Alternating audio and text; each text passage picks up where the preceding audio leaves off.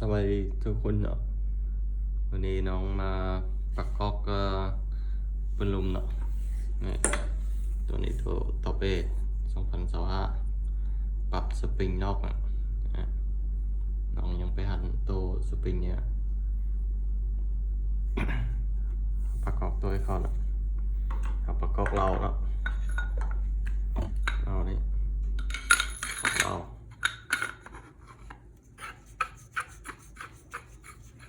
หันเข้าโอเคใส่โอลิงอ่ะโอลิง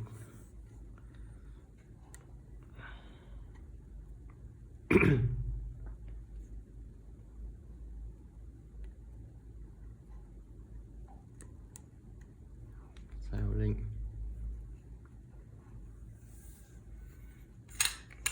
น้อยเนาะ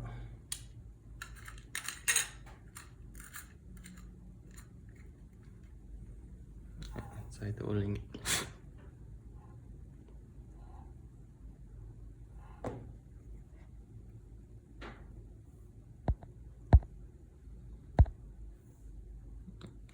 ตัวนี้เนาะเซอร์ทางกวงนะ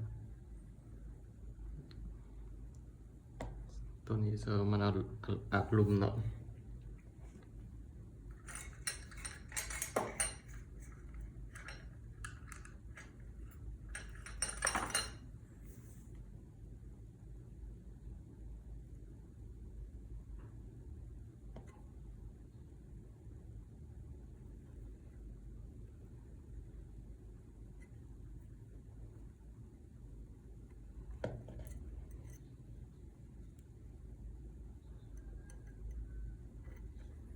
ตัวนี้ใส่มันยากนะ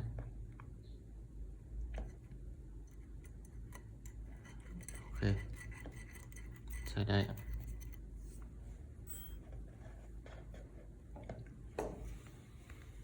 ตัวนี้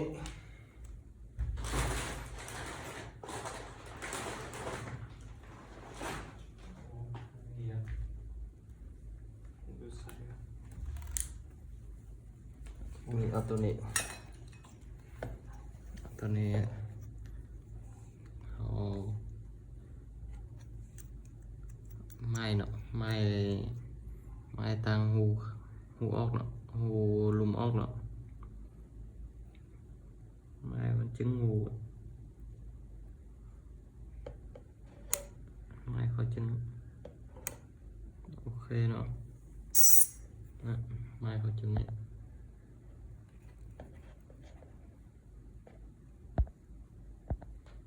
ไม้เขาจึงเนี่ยจึงหูปล่อยลูกมองเนาะเดี๋ยวประกอบเขานี่ตัวไหนกันล็อกไก่ใส่เขา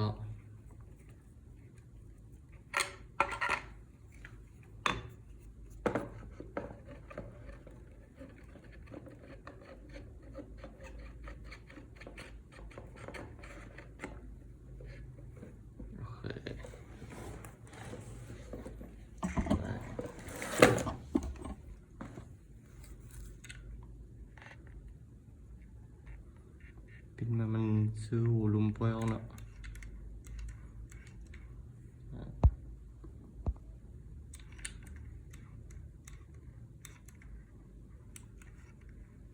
โอเคซื้อมันซื้อเนี่ยซื้อนี่ซื้อหูปล่อยลุมมองนี่ซื้อเนาะหูทางเตอซื้อหูปล่อยลุมทางทางออกเนาะ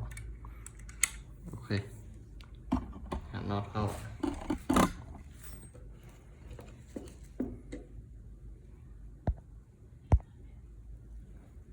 น็อตเข้า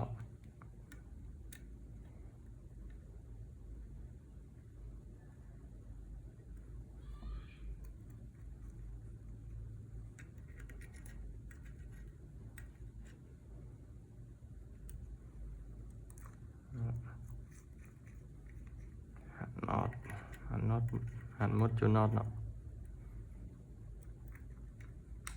หันมันแน่นๆเขาเนาะ นน็อตให้หันแน่นเนาะโอเคแล้ว